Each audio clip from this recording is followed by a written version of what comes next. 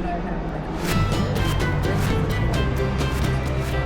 be Welcome to Media Path. I'm Louise Palanker. And I'm Fritz Coleman. We are all navigating our way down our own unique media paths as we discover and enjoy the content we love. So occasionally, it's nice to take a rest stop and share some travel histories. Fritz and I like to tell you what we've been watching and reading, and then we'll introduce you to our guest who has been busy making the media you love.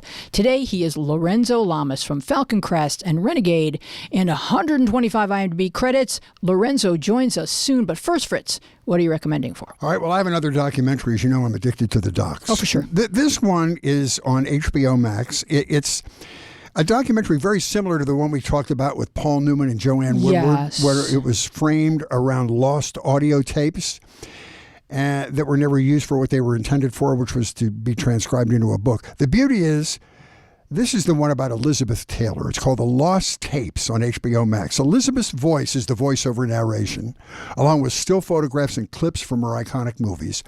The interviewers occasionally catch her off guard with a question which leads to an often raw and real answer. It's a lot of fun. This doc has commentary from Richard Burton and Roddy McDowall, who was a close friend and co-worker, and Debbie Reynolds. Elizabeth had lifelong struggles with personal identity while she had to endure intense public scrutiny. The film is culled from 40 hours of undiscovered audio tapes. She sat sort of at the intersection of vulnerability and strength. She had to be strong to protect herself against the global onslaught of her privacy. We learn about her life as a child star. We go through her truncated marriages, her health issues, her friendships, her activism, which she was fierce about. She showed incredible support and incredible fundraising during the peak of the AIDS crisis. It's a different and engaging look at the life and 40-year career of truly one of the most beautiful and gifted stars in the history of Hollywood. It's Elizabeth Taylor on HBO Max. So first, remember when Bonnie Bartlett was on and she told us how Elizabeth was always hours late and how she'd then pilfer everything from the set, clothes, lamps, rugs, whatever she could throw into her purse. So Bonnie's theory was that she resented being a child actor, and here she says it was like a control thing. She just wanted to see how much people loved her and what she could get away with. That's really interesting. Yeah. Wow. Yeah, her whole life. I mean, she never had privacy. She was gorgeous and talented from year one, so how could she be normal? And you also get that Mike Todd was like the one guy. Like Was he the love of her life? I think he was, and I think he got her in a way that was like very unique that I finally saw it illustrated in his manner, in the way he spoke, in his sense of humor, the way he was. You know, I think that she was always just trying to recapture that. All of her children are from him, right? No. She had 2 kids with Michael Wilding, the 2 boys, and then she had Liza, I think, maybe. What's Liza's last name? Google it, Raph. I don't know. She had more spouses than Lorenzo Lamas, so I lose track of the names. Okay. She even repeats the names like Lorenzo does. Right. Okay, so I'm going to be recommending The Perfect Couple on Netflix. It's based on the Ellen Hilderbrand beach read, and it's a dishy whodunit delight. Dive in with that expectation and just enjoy the water. Nicole Kidman is relentlessly elegant as the wealthy, famous author matriarch of a beautifully flawed family. Let the gorgeous Nantucket beachside mansion serve as a metaphor. Inside the idyllic facade, you will need Serve Pro to attend to the toxic emotional mess. Dad Tag Winbury, sounds like he was named by Sarah Palin, is a philandering trust fund stoner. The 3 sons are the disturbed teenager, the submissive groom, and the asshole. Mom, the famous writer Greer Garson Winbury, how much do you love this name, is fancy, hollow, and wicked. Even the staff are snobs about guests who would wash their own dish. How bougie.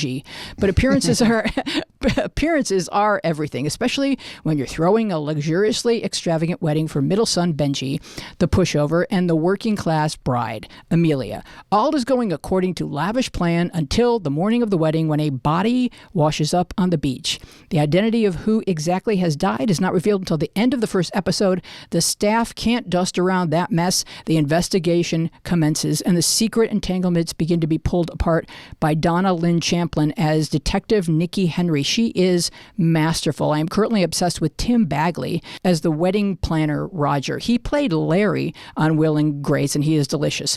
Do take a dip into The Perfect Couple. It's quite a lot of fun, and you will find it on Netflix. That's the highest streaming show on Netflix right Oh, right. now. Okay. Yeah. It's I've fun. watched one episode, and it's wacky. Yeah, for sure it is. Okay, let's introduce our wonderful guest. Lorenzo Fernando Lamas is widely known for his role as Lance Cumpson, the irresponsible grandson of winery grand dame Angela Channing, played by the legendary Jane Wyman in Falcon Crest.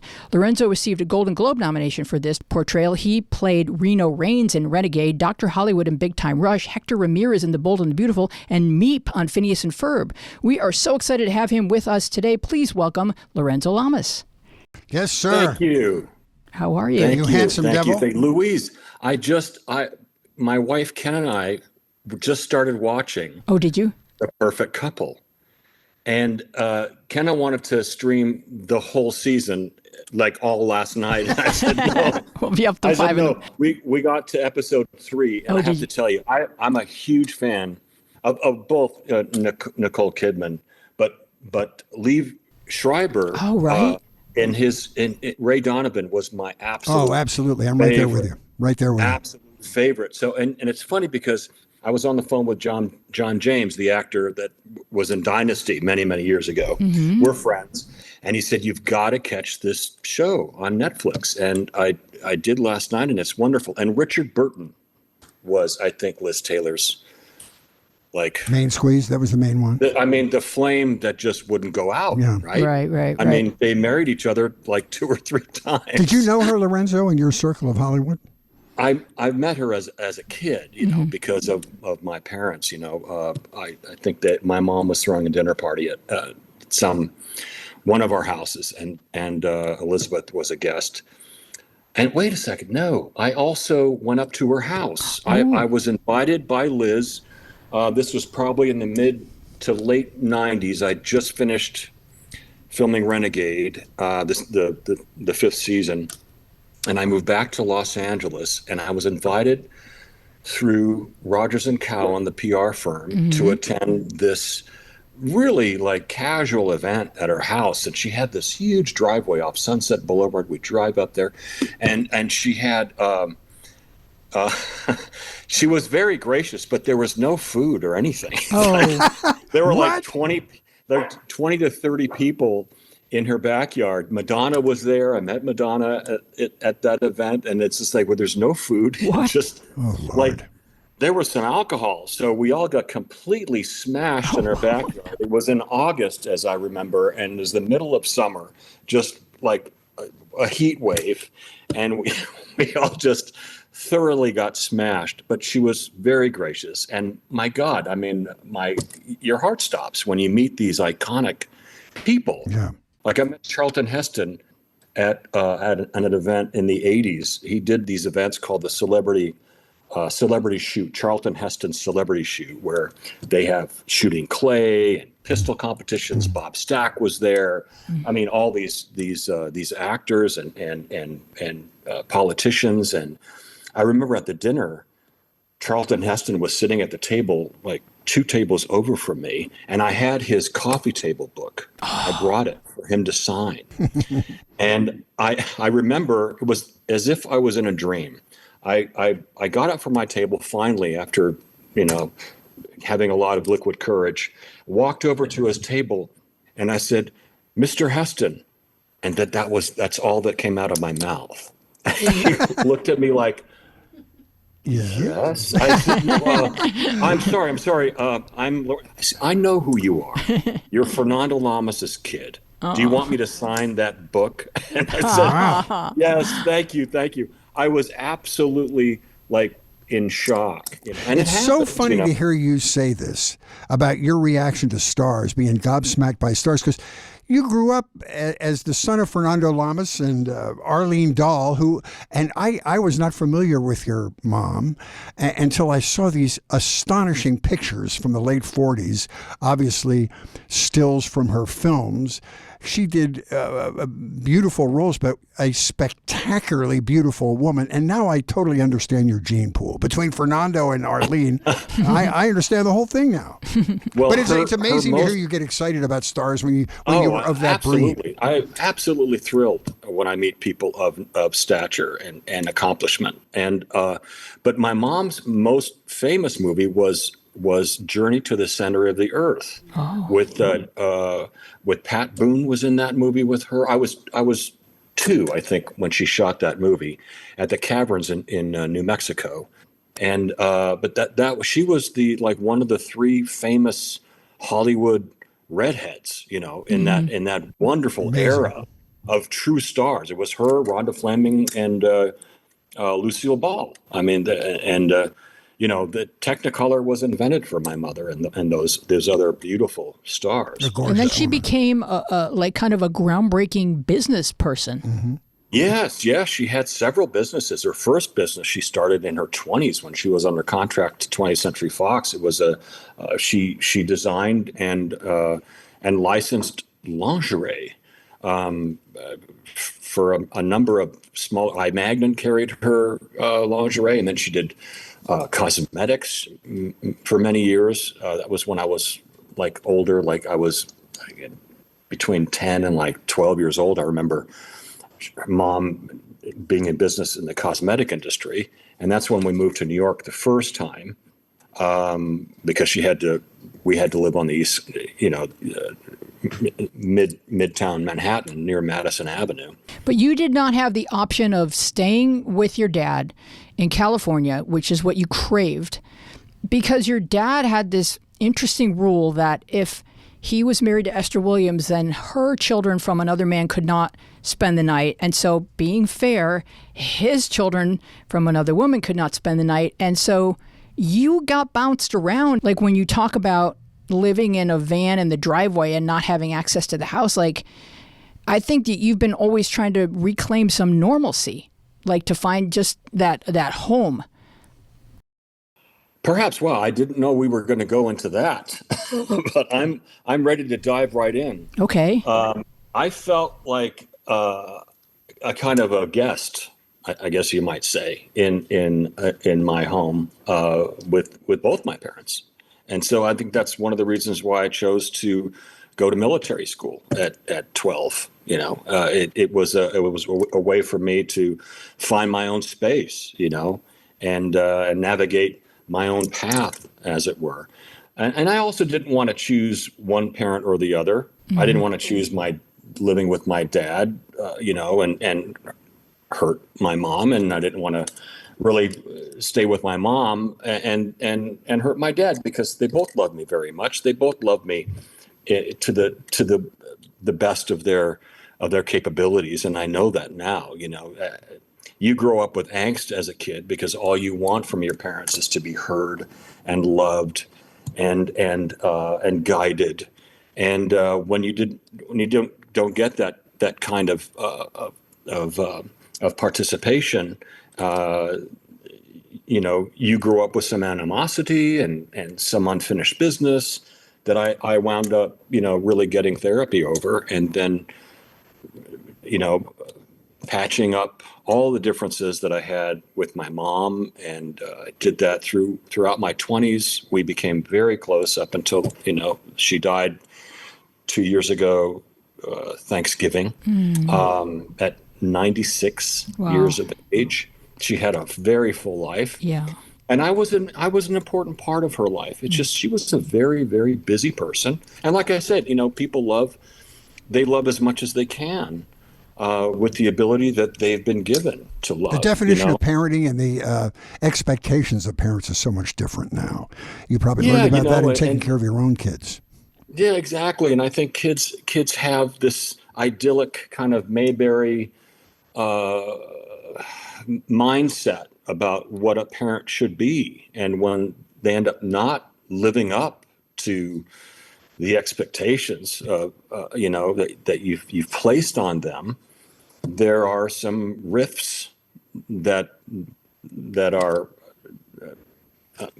have to be managed. Did you find it maybe easier to understand your kids and what they were maybe struggling with, having also struggled with parents who were entertainment people, where you're flying all over the place and sometimes you're 18 hours a day, you're just not available? Was it easier for you to understand your own children when they said, "Dad, I just miss you"? Because the longing that you had for your dad in your book is just heartbreaking. Thank you. Thank you for reading my book and being so interested in that. But yes, it's funny because I almost felt like my father was in many ways this iconic figure in my life, like Charlton Heston. My dad was bigger than life because I saw him really just once a year in the summer. I would stay with him. And Esther, my stepmom, I'd spend 6 weeks in the summer. So I've told my children, because, I have two sets of kids. I have my three older kids, my son who's 40, and my two older daughters, Shane and Peyton, who are both in their 30s now. And I have my three younger daughters, Alexandra, Victoria, and Isabella, who are in their early to mid 20s now. And I spent a lot more time at home with my three younger girls because I wasn't working that much as an actor in the 2000s, from 2002, I'll say, to like 2012. The acting roles were really few and far between. I had to do other things, to support my family and make sure that we all had a roof over our head. And so the wonderful thing about that is that I was really the hands-on dad to my three younger kids that I wasn't able to be to my three older kids. Now, my three older kids now, I have a wonderful relationship with Shane, my oldest daughter, who's given me two beautiful, wonderful, well-adjusted grandkids. And that's been an amazing journey, a relationship journey for the both of us, who, by the way, has forgiven me for the lack of time that I was able to give her as a child. Plus, her mom moved my son and her away from Los Angeles when they were very young. So it was difficult to navigate that distance. They were in Arizona, I was in San Diego shooting Renegade, and it was difficult to work that out logistically. But the three younger girls and I, we talk almost every day. Oh, wow. Yeah. And it's a blessing, Fritz, do you have kids? Yes, I do. I have 3 and 2 grandchildren, and everything you're saying resonates with me. And I'll tell you, going back to your father in a complicated relationship, that resonated too, because there's nothing harder for a young man than having to be in the shadow of a famous parent. Now, by famous, I mean in my little local area where everybody knows who you are from being on TV.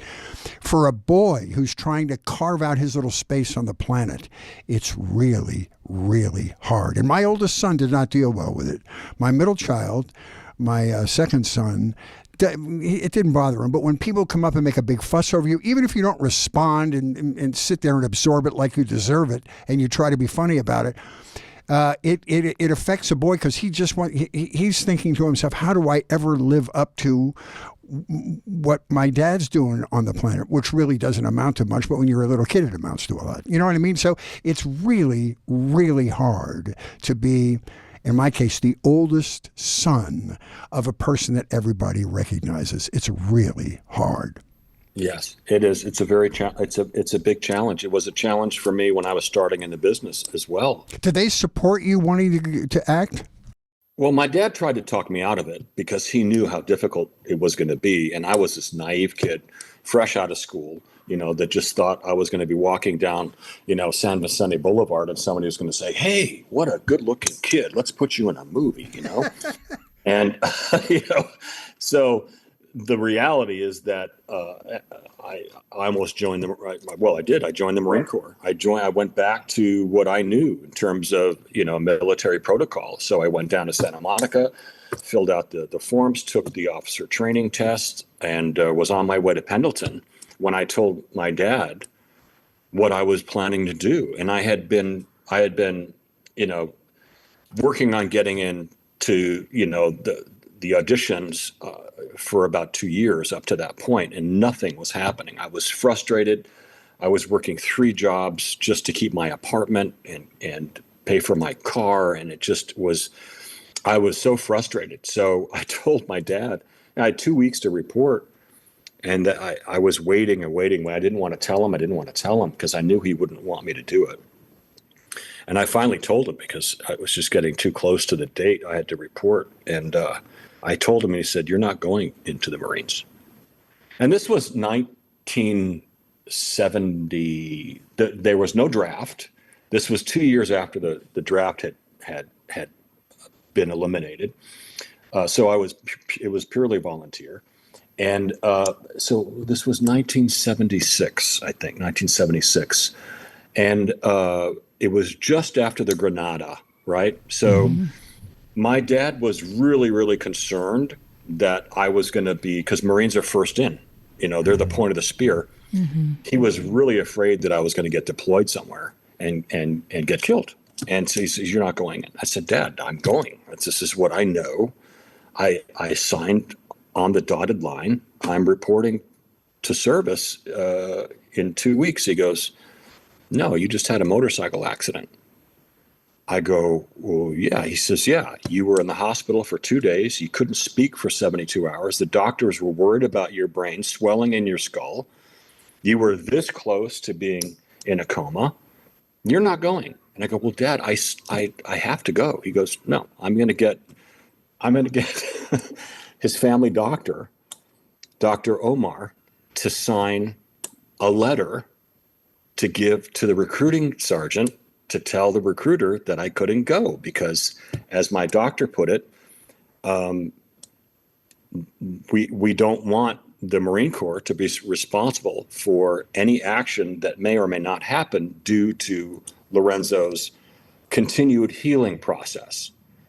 So the recruiter so Dad put me in his car. We drove down to Santa Monica to the recruiter, walked in the office, and I wanted to die. I was just so embarrassed, and I disappointed because I really you were proud of yourself for making the decision. You were going to make a manly step here. Go. Yeah. And I was 18. I was a man. I could have told my dad to forget it, but I respected him so much. I just trusted that he knew something. He knew something. He was white as a ghost. I never seen that look on his face when I told him that I was going to go into the Marines. So we gave the recruiter the letter, very disappointed. I walked out the door. Because I'd been, 4 years in a naval prep school. I would have gone in, if I had enlisted, I would have gone in as an E3, which is a private first class, but I was on my way to the officers candidate school. Anyway, went back home, and in 3 months, I had escorted my mom, Arlene, to the Academy Awards, 1977. And at the governor's ball, Shirley Eater, my mom's publicist, introduced me to Alan Carr, the producer of Grease. Yep. And that summer, I was at Paramount in probably the biggest role. That was the universe saying, don't sign up for the Marines. Yep. We have a better thing to say. Wow, that's crazy. Yeah. And what was your character's name? It was a non-speaking role, correct? It was a non-speaking role. It was really nothing in the script. But and Stephen Ford, President Ford's son, had originally been signed on to play the role of Tom, the jock. And for some reason, it didn't work out with Steve Ford. So my agent got a call from Alan Carr's office asking if I could rush over there because there might be something that I'd be interested in doing and playing. And of course, obviously, I didn't care if there was a line or no lines. I walked into Alan Carr's office, and he said to me, he says, "Lorenzo, so good to see you again." So we have a little bit of a dilemma. We don't have a Tom. And I'd seen the musical on Broadway as a junior in high school. And I don't remember the character Tom in the stage version. I remember there was kind of a football player, but I don't remember him having any lines in the musical. And I told Alan, I said, I don't remember the character Tom. He goes, no, we're really beefing up the part. It doesn't have any lines, but you're in almost every scene. Would you be interested? And I said, of course. Yes, I'd love to. Wow. Like, this is a dream for me. He says, okay, would you mind dyeing your hair? And I said, I don't think so. What color? He said, well, John is about your height and he's got very dark hair, and we want Tom to be blonde, like Stephen Ford was. Mm. And I said, sure. So the next thing I knew, I was in a chair at Jose Hebert in Beverly Hills getting my hair dyed blonde for this movie. And, but I mean, talk about a big picture and how things are meant to be in the universe, Did you had done modeling before that though, right? Correct? No, I literally went to military school from the age of 13. I never saw the light of day except when I came out to California in the summer. Wow. I went home three times a year during the winter, Thanksgiving, Christmas, and Easter. So I really, gosh, but I love those summers in California, man. That kept me going. When I was in New Jersey in February, man, marching with a rifle in like 15 degrees, my thoughts were in the Pacific Ocean for sure. Wow. What do you think that you got out of military school? When you read about it in the book, it's kind of dark because you're acting out at school because you're unhappy. And so rather than addressing, the root cause of your unhappiness, they send you away. But you have this outlook where you look back at everything that's happened and what you've learned from it, which I really appreciate. So what do you think that you learned at military school that you've used throughout your life since then? I think there's a sense of discipline about being responsible for your actions that I learned away at school that I probably wouldn't have learned if I had grown up in Santa Monica, Beverly Hills, whatever.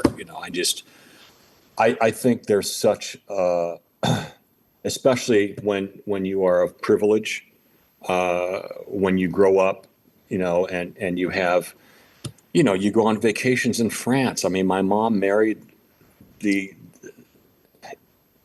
Pope of wine, Alexis Lachine, who wrote this amazing encyclopedia on all wines, both domestic and French European.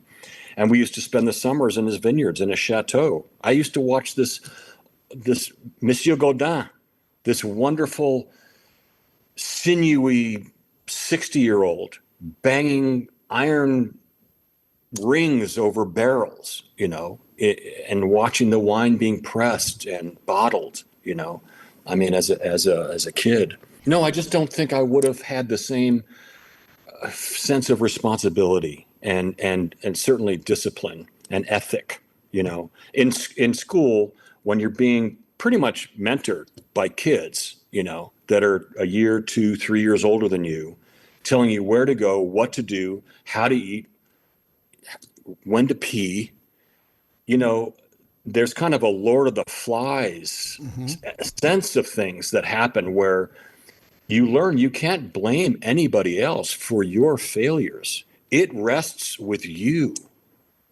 And the thing about military school, I went to military school as well. I went to Valley Forge Military Academy in Pennsylvania for 2 years. Yeah. And in the back of boys' life, my mom gave me a choice.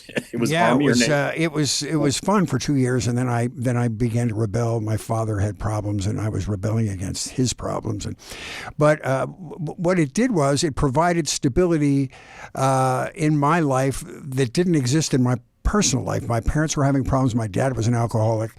So there was a stability in that and a sort of a linear nature to the life in that military school that was very, very good for me for 2 years. And then when I went it's a structure. Yeah, exactly. And I was in the Navy for 4 years after that, and because I had done 2 years of military school, it was really easy for me to sort of blend into that lifestyle. Exactly. Now you won't remember this, but the first time I met you, you and your stepmom, Esther, came to the first annual San Fernando Valley Film Festival, which was held in the Beverly Garland Hotel, when they were honoring Jonathan Winters, because Susan Kramer was the inventor of this film festival. Her husband Stanley directed "It's a Mad, Mad, Mad World," Sure. in which was your mom in that? Was Esther in that? No, she was just a friend, and they invited her. Right? I didn't know there was anyone who wasn't in it. That's right. But anyway, like Around the World in 80 Days. Yeah, that's what it was.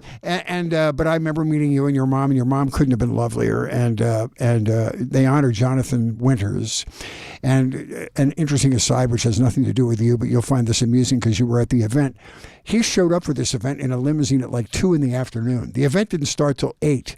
And they said, well, we don't have a green room for you, nowhere to wait. He said, Dad, put me in the showroom. So they put Jonathan at a table in the back of the showroom before the tables were set for this event. And he needed to be helped into his chair and helped around. He was just doddering. He was at a very old time in his life. And I said, this is going to be so very sad because he's one of my comic heroes. And they're going to give him a Lifetime Achievement Award and he'll barely be able to make it up to the podium. So he was the last thing in the evening. I don't know if you remember this. You might not have been there at this point. Fred Willard was going to present this Lifetime Achievement Award for the first annual San Fernando Valley Film Festival. And he introduced Jonathan, and Jonathan slowly walked up to the podium, and the whole audience is not breathing, thinking this is going to be very sad. One of the great comedy icons of the world. And Winters gets up to the podium and blows the roof off the place. He was so damn funny. Do you remember that? Were you there? I don't recall that. Yeah. But I mean, it doesn't he's surprise making me. fun of the bus boys, and people were crying. They were laughing so hard. And just minutes before that, people had great sympathy, thinking, oh, one of our great icons is going to go down in front of our eyes. Anyway, that was a great night. And I got to meet you and your mom. That was the first time. That's it. But isn't that's true star? Well, that's a true star. Yeah. Where you got to find a way to get to the back of the room and deliver it. And I have such tremendous respect for people that have weathered the storm and have continued to entertain, through all their personal travails. And, it's worse now. I mean, I can't even imagine. I mean, when I was doing, television and so forth, and things would come out in the tabloids, it'd be gone in a week. I never really responded to any negative press because I didn't want to feed it, and have it continue. So I just let it die there like a tennis ball on the other side of the court. just let it die. But now, can you imagine? I mean, there's someone on the other side of the net with a racket who hits it again. Right. It's 24/7. Yeah. I mean, it's TikTok and it's all social media. It's crazy. Yeah, it's everything. People that have any amount of fame now are just barraged with public dialogue and criticism, and so tough. My second oldest daughter, Peyton, is in New York. She's been in New York. She went to Juilliard, and she graduated, and she stayed in New York to pursue a career on stage. And she's managed to have a very good career. She had a part on William Macy's series there for a couple of years. Shameless. Yes, very, very proud of her and what she's done in spite of, of everything that can go on in your life to derail you from your concentrated effort to be a performing artist. It's tough. Yeah, I can't imagine this day and age to start. Well, we have a little game we like to play called IMDb Roulette. And the rules are as follows. I say the name of one of your credits, and you tell me, if you can, who you played and what you remember about the experience. Oh, no. Are you ready to play? I'm terrible. That's all right. No stars are good, but Wheezy knows everything. I mean, people will come up to me for a picture, to sign a picture, and they'll tell me of the movie that the picture was from, and I go, "Oh, really? I was in that." Okay. Well, I think the first one you're going to get. The first one is called 100 Rifles. Okay. Yes. I was a little Indian boy in the movie with Raquel Welch, Burt Reynolds, and Hans Grudigast, who is known forever now as Eric Braeden from The Young and the Restless. Okay. Pre Young and the Restless days. And your dad had some issues with your wig, but that stayed in the picture, correct? It did, yeah. No, the director, Tom Grise, had two boys, and the three of us were around the same age. And our parents, couldn't figure out what the heck to do with these three crazy kids. We were all around 10, 12 years old all day long during shooting. So my dad had the brilliant idea of putting us all in little Indian costumes. So they sent us the makeup trailer to put Indian wigs on all of us, and we ran around like crazy Indians for 3 weeks on the set. But, oh, man, it was a great experience. Just quickly, I remember this was Burt Reynolds' PreDeliverance. Mm-hmm. He was up and coming. He just stopped his television series. This is one of the first features that he did prior to his TV success, or prior to Deliverance and his TV success. And we were sitting in the chairs. I was in my dad's chair. He was in his chair. And he looked at me and goes, "Hey, kid, your dad's a boxer. Do you know how to throw a punch?" And I go, "Well, yeah, I think so." He goes, "Well, show me." So we got off our chairs. He got down in like a squat. He held his hands out like this. He says, "Give me a jab in this hand and a cross over there." So I went, bam, bam, boom. He says, "Not bad. Now, do you want to learn how to throw a punch for the movies?" I go, "Yeah." He goes, "Well, instead of doing a jab straight from your shoulder, take a wide hooking motion and do it like that and watch what happens. And aim right here, right for my nose." So I did that, and he went, boom. He took the punch, and he fell down. This great guy. He was such a terrific, also a friend of Dad and Esther's, because after they did that movie together, when they all came back to the States, Bert came up to dinner a number of times to their house. So he was a very entertaining man. He was very funny. Very self-effacing, very funny, great sense of humor. Mm-hmm. Yeah. Okay, The Love Boat. This is tricky because you've got 6 appearances. I don't remember the character's name, but I played a Portuguese bullfighter. And in Portugal, they don't kill the bull. They just they do these gymnastic kind of things over the bull. They don't kill the animal in Portugal. So, and my father was Cesar Romero. Oh my God, that's funny. Yeah. Oh wow. And Mary Crosby, I think, was my love interest, I think, in that episode. Well, you played, what we have on IMDb is you played Antonio Belmonte, you played Gregory Papanopoulos, and you played... Okay. The Greek. Itty bitty pyramids. Yes. Okay. Would you do the dialect? I can do a little bit. I can do just a little bit. Just a little bit. I can do a little bit. Yeah. Okay. Snake Eater. Lauren Twist. Lovely girl. Lovely. Lauren Twist. Lovely. Excellent. Snake Eater, which is a series of films that you were in. What is a Snake Eater?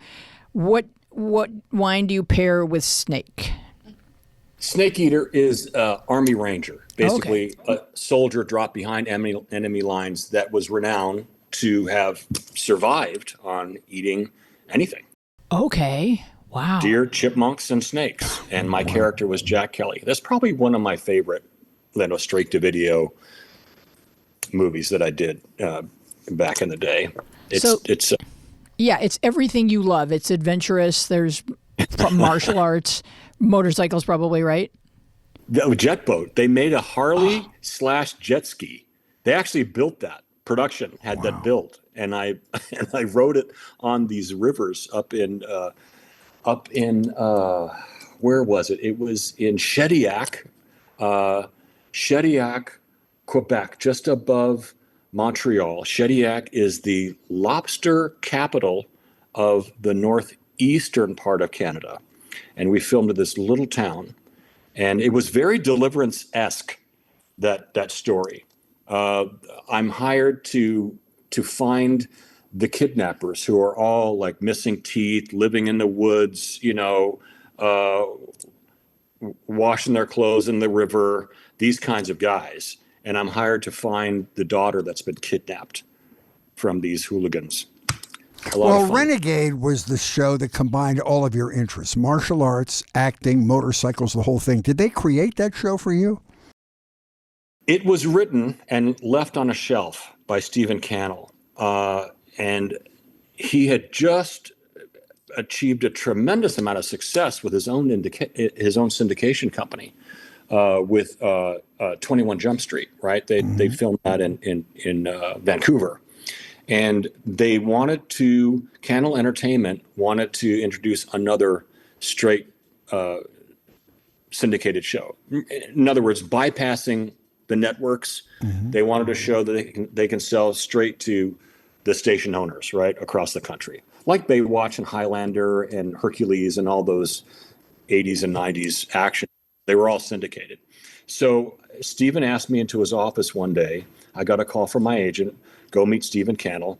And I didn't have any sides. There was nothing to read. I said, well, what's it for? He goes, my agent said, well, he just wants to talk to you. And I go, wow, this is amazing. Because I'd read for him a number of times and never got a role on Wise Guy or Sunny Spoon or any of the shows that he did. A-Team. I always auditioned, but I never got called back. So I was just weird. And so I went into his office, just amazed at, when you walk into his office, there's the typewriter right there by his desk, at the end of his credits. He goes, there it is, along with his 6 Emmys up on a shelf. And I said, oh my God, I'm in his office. He says, Lorenzo, thank you so much for coming in. I wanted to talk to you about something. Have a seat. So we sit down at the couch, and there's a coffee table. On the coffee table, there's a script. And it says, Vincent Black Shadow. And I said, oh, that's a motorcycle. He goes, yes, that's a motorcycle. I wrote this script a couple of years ago. I just never did anything with it. But in thinking about bringing this back, I thought of you. I said, wow, really? He goes, yeah, we're not going to call it Vincent Black Shadow. We're going to call it Renegade. Would you take it home and read it and call me tomorrow? Let me know what you think.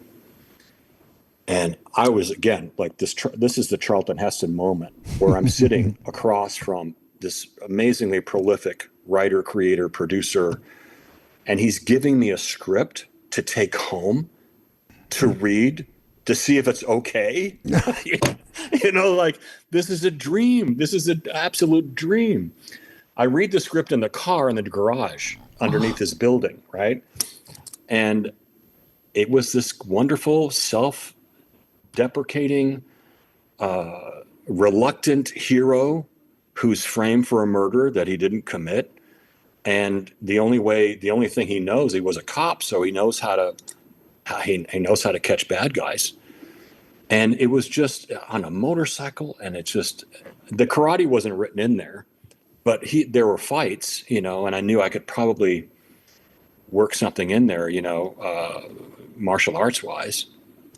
And it wasn't really written for me, but it was a character that fit like a glove. All your interests.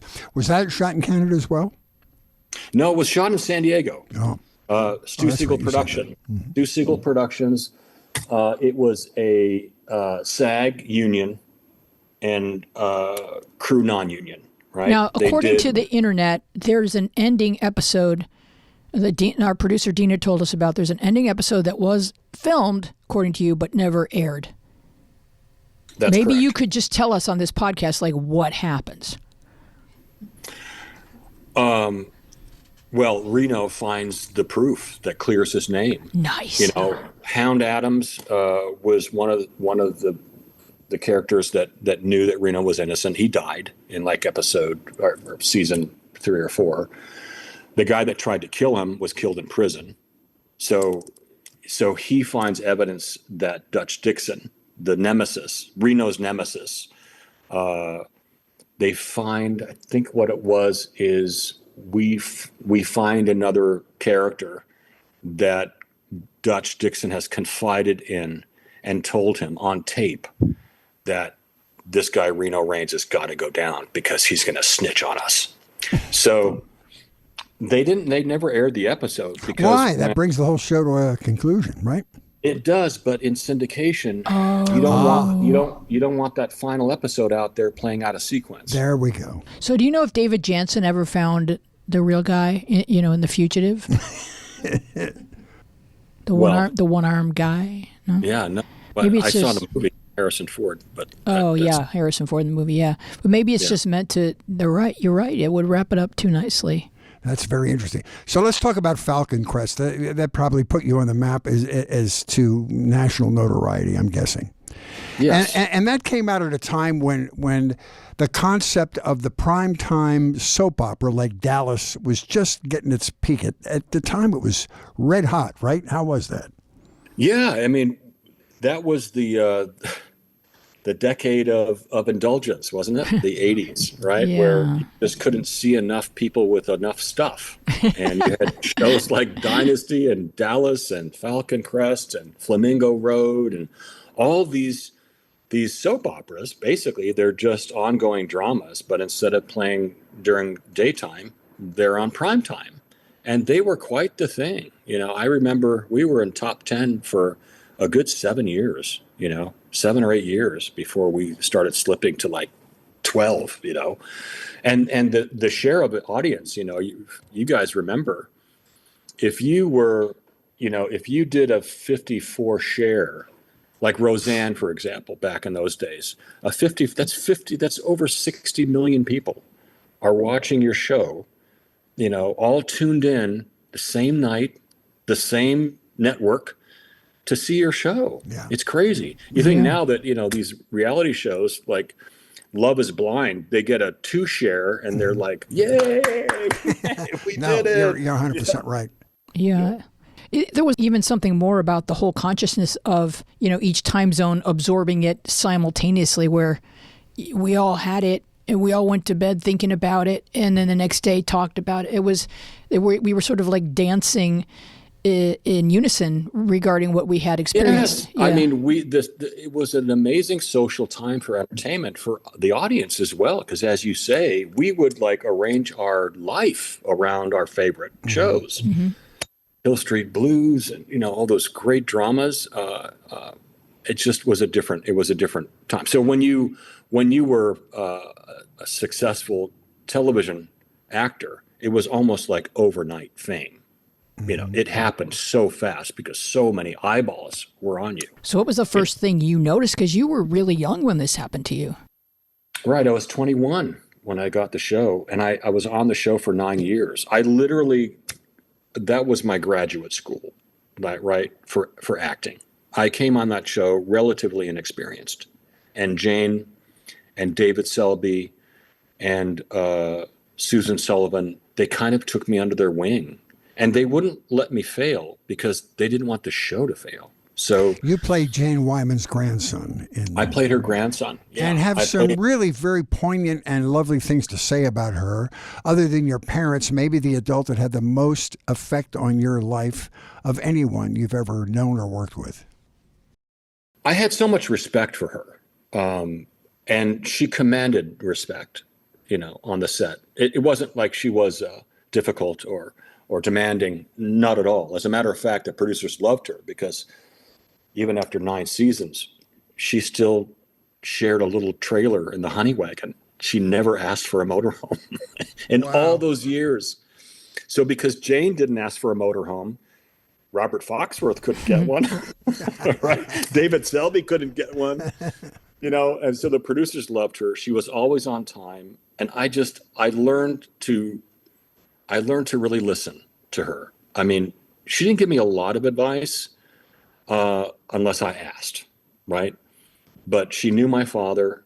And when my father passed away, I think I really, really leaned on her a little bit more, because my dad died during the 2nd season. And he had just directed an episode of the show about 6 months prior. And Jane and Dad were I'm going to say they were more than acquaintances. they knew each other from the old days because he did one of her television shows that were shot live back in the 50s, the Jane Wyman Hour. And he had done a guest appearance on that show, and then they remained friends. So when Dad died, she really I remember I really didn't miss any work. I don't think I was working the week except one day that Dad actually passed away.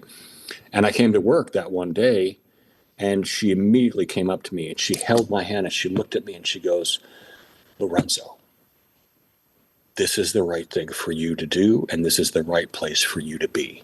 I love you." Oh, my goodness. And boy, that's like.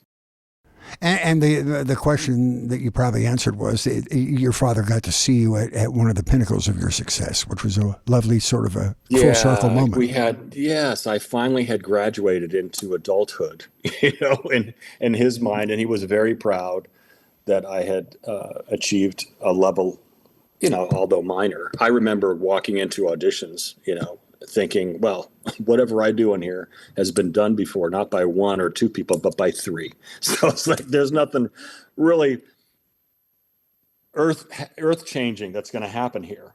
But I really did feel at that point in my life that my dad had, although he wouldn't say it, I would find this out from other people. He would tell that he was very proud of what I'd done and how I'd achieved this level of success. Yeah. Was that a cultural thing, the Argentinian man? Or there was a quality of mantra about that? I don't think so. I just don't. I don't think he just ever wanted me to have a big head or believe my own press. And I think it's a very healthy thing. Oh, there we go. Mm-hmm. My daughters, my three youngest daughters are. I mean, I'll just say this. They are absolutely beautiful human beings, both inside and outside. But when I was raising them, in a little apartment on Crescent Drive in Beverly Hills so that they can go to the best public school district in Los Angeles County, I never told them, "Oh, you look so cute today. Oh, that dress looks so, aren't you cute? Here, let me do your," I mean, I did all their hair. I did 3 heads of hair almost every morning before I drove them to school. But I never told them how beautiful they were. Not because I didn't want them to hear it, but because I knew that that's what they would hear for the rest of their life. So what I always encourage in my girls is beauty from the heart, from the mind, because that's what you have a responsibility to develop. The way we are, our skin is from our parents. It's not anything that we have. It's winning the genetic lottery. That's what I tell my daughter, who's very beautiful. It's completely genetic. We have nothing to be proud of. It is what it is. Yeah. But what we have inside is the most important thing, and that can be developed and nurtured to grow into become. And they are all, like, even though they grew up in Beverly Hills, they had friends that lived north of Sunset. They had friends that lived south of Pico, and equal amounts of both. They had a very well-rounded young life, and they've become very successful young women in their own right. So Shane has talent, went to Juilliard, and is in the business. Any of your other children? Peyton went. My second oldest. I'm sorry. And Shane won The Bachelor. She was. Oh, that's right. Okay. Can we stop there for a moment because I'm a little bit obsessed, and I have a lot of questions. Okay, I assume that Shane is continuing to watch The Bachelor. The Bachelorette this year was kind of a debacle where you watched the whole thing, and then this guy kind of blows up in her face and like he's a complete fraud. So when you go on The Bachelor, like from Shane, "Hey Dad, I'm going on The Bachelor." When you go on The Bachelor, are you doing it as a career move or are you looking for love? That's what I asked her when we had the dinner with Matt. You did? Oh, you were on it? Oh, and wow. I did it on television. Yeah. Oh my God, she wanted poor Matt. to die. She wanted to die. But see, like my father, I just don't like, I just say it like it is, And she goes, "Dad, how could you say that?" I go, "Well, you're here and I'm here. I want to know why. Yeah. Is this something you're doing for you, or are you really trying to find love with this man?" And she said that she was really trying to find love. So I, believed her. But I had to ask the question. Yes. I don't think she watches The Bachelor, to be honest with you. She's raising a 12-year-old daughter, my granddaughter Press, and an 8-year-old grandson, Lion. And I just think she doesn't have time to do anything but that. And she's very, very active with, Lions in baseball. Press is doing beauty pageants, working on. She is the most amazing little actress, my granddaughter. Okay. She's actually doing adult productions now in junior colleges. Wow. Wow. To Annie, she did the last thing she did was Aladdin. I mean, she's really got a stage presence. She's gonna make it. She's gonna do it. Any of your other children acting or in peripheral aspects of the business? Peyton in New York, and Victoria, my second youngest daughter, who I believe has the potential of blowing us all out of the water. She is an artist also and modeling. So she's modeling now because, the industry is in a weird place in terms of production right now. It hasn't fully recovered from the slump due to COVID and the strikes. So it's really slow in coming back. And I think as long as the platforms have content, they're really in no hurry to usher in another plethora of new scripted content. So, but I still have my agent, David Shapiro. David, if you're out there, call me later. But you have the unique distinction of being one of those people who play yourself often in productions, because people see you and they say, oh, there's Lorenzo Lamas, so we're like, let's cast him as himself. So talk about some of those experiences. That was a problem, okay, because I did so much action movies, and during the 90s and with Renegade, I became so identifiable with this action star, and I didn't start out as an action star. I was an actor, and then just got into this type of role, and I couldn't shake it, So I basically took a hiatus from acting for a bit. I became a flight instructor, teaching people how to fly helicopters. You are truly a Renaissance man. That I find fascinating. Yeah. That's the latest part of your life too, isn't it? Aren't you still flying? Yeah. I just retired in April. I just retired. Climbing up and down helicopters is great for a 50-year-old even, or obviously all the people that I flew with, all my co-pilots, they were in their 20s and 30s and just great people. I met the most wonderful people in aviation. Really, really the most wonderful. So you flew people from LA to like Grand Canyon tours, correct? Well, I moved to Vegas to take a job. My first major job was with an operator out of Vegas, and we flew people to the bottom of the Grand Canyon, but I lived in Vegas. Oh, right? okay. So I would show up, and then I moved to New York. I got a job flying charter in New York City. I did that for a year and a half. Now, here's what I want to know. Did people recognize you? Wait, is this Lorenzo Lamas flying my helicopter? Did people actually recognize you? From time to time. That's great. They would. I would do everything in my power for them not to recognize me, because I didn't want anybody to think, what is this actor doing flying me in this helicopter? Am I in a show? But there is this one really short story I'll tell you. Okay. I was flying. I hadn't gotten my major job yet in Vegas, flying turbine helicopters. I was still flying piston helicopters here in LA doing sightseeing. And these little Robinson helicopters, 4-seaters, and it's what I taught in.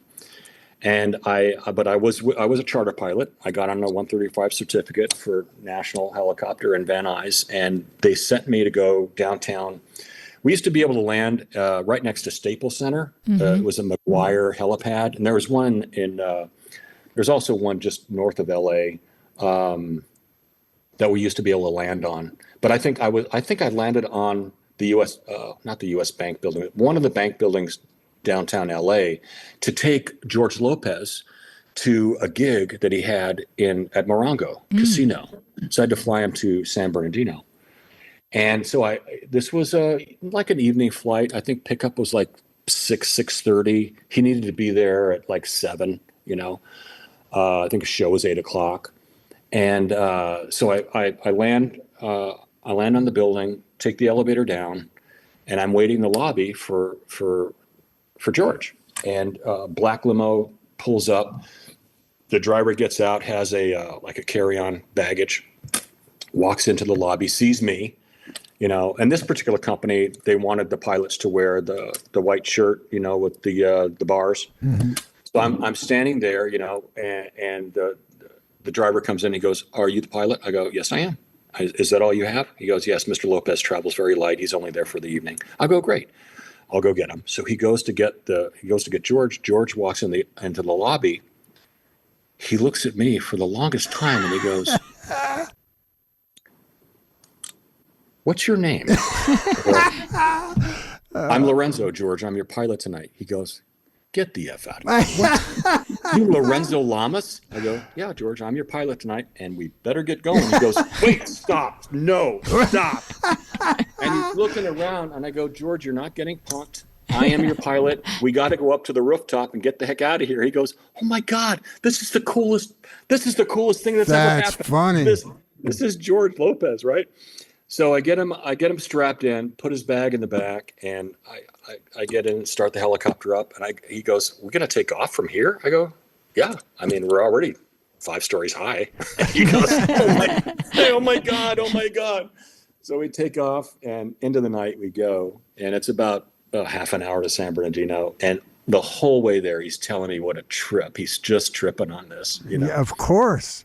He wanted to know how it got started, what happened, am I acting anymore, all this kind of stuff. So once in a while I would get. That's a great story. That's so cool. Yeah. So in April, I decided that I just, my wife, Kenna, the last company I flew for, great company, IEX, they're out of Long Beach, and they fly people to Catalina Island from the heliport near the Queen Mary. Along with charter, we've flown athletes and actors and actresses all over Southern California. So it was a great company, very good, meticulous maintenance. But it just got to a point where, just getting up at 5 a.m. every day and getting home during the summer, I would be on the controls like 6 hours, Wow. in a 14-hour day. And it just got to be like a lot, for me.